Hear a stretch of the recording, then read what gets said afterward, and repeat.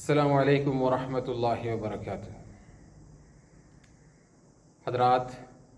اللہ تبارک و تعالیٰ نے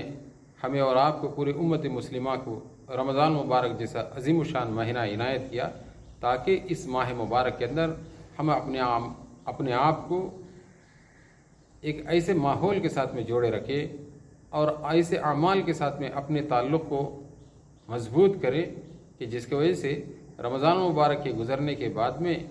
ہمیں اور آپ کو اللہ تبارک و تعالیٰ کے احکامات کو پر عمل کرنے میں کسی قسم کی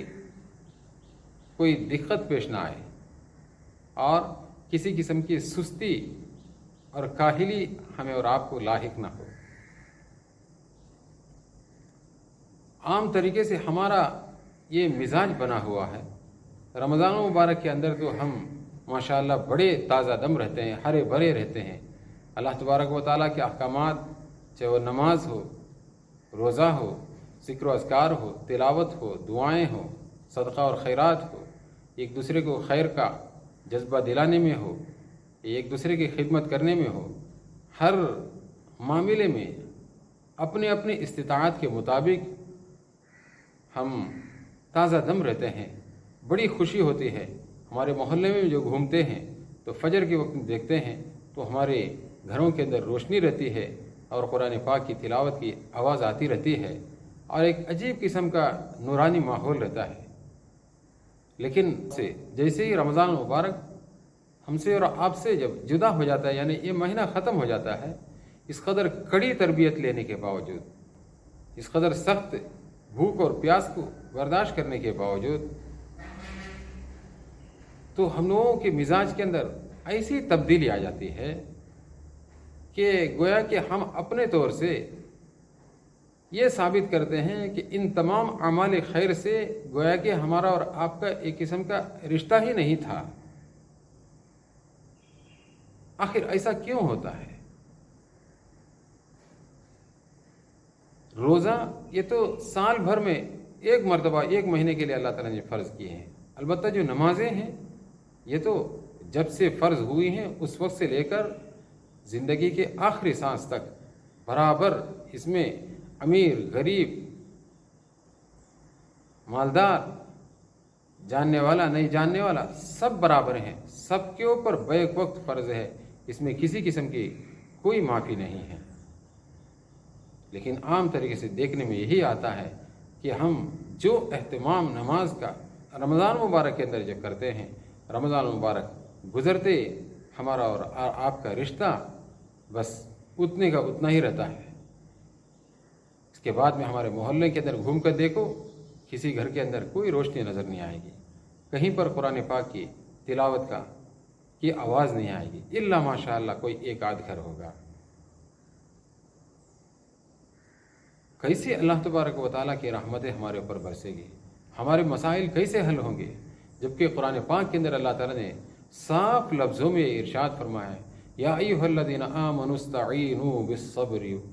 والصلاۃ، اے ایمان والو تم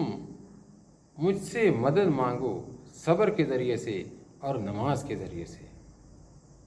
ان الصلاۃ تنہی عن الفحشاء والمنکر، بلا شبہ انسان کو نماز بے حیائی سے اور برائی سے روکتی ہے۔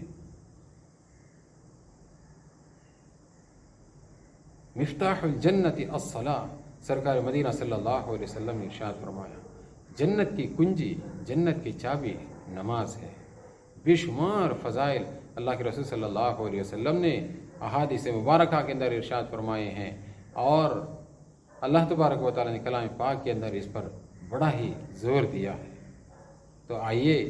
آج ہم اور آپ مل کر یہ رمضان مبارک کے آخری عشرے میں، جس کے اندر بڑی قیمتی جو گھڑیاں ہیں، یہ گھڑی ایسی ہے جس کی قیمت اللہ تبارک و تعالیٰ کے نزدیک 1000 مہینوں سے بڑھ کر ہے، تو ان قیمتی گھڑیوں کے اندر ہم اور آپ مل کر یہ اللہ تبارک و تعالیٰ سے دعا کریں کہ یا اللہ، ماہ رمضان مبارک کے اندر جس طریقے سے اعمال کو میں اپنے اندر مضبوطی کے ساتھ میں جمایا ہوا تھا، اس سے ایک محبت تو نے عنایت کی تھی، کہیں ایسا نہ ہو میری غفلت کی وجہ سے، میری نادانی کی وجہ سے رمضان مبارک کے گزرنے کے بعد میں ان اعمال سے میرا رشتہ کہیں ختم نہ ہو جائے۔ اس لیے مجھ پر اپنی خصوصی رحم کو نازل فرما اور مغفرتوں کے دولت سے مالا مال فرما۔ اس طریقے سے ہم اور آپ مل کر دعائیں کریں گے۔ اگر ایک بار کی دعا بھی اللہ تبارک و تعالیٰ نے اپنے فضل سے اور کرم سے قبول کر لیا تو انشاءاللہ ہمارے اور آپ کی زندگی بن جائے گی۔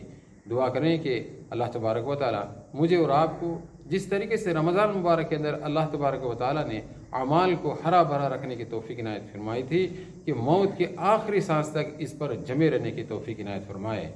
اور رمضان مبارک کے گزرنے کے بعد میں ہمارے اور آپ کے اندر جو ہم نے اس ماہ مبارک کے اندر تربیت حاصل کی تھی، اس تربیت کی روشنی میں 100% اپنے قدموں کو آگے بڑھانا اللہ تعالیٰ اپنے فضل و کرم سے آسان فرمائے۔ آمین یا رب العالمین، وآخر دعوانا ان الحمد للہ رب العالمین۔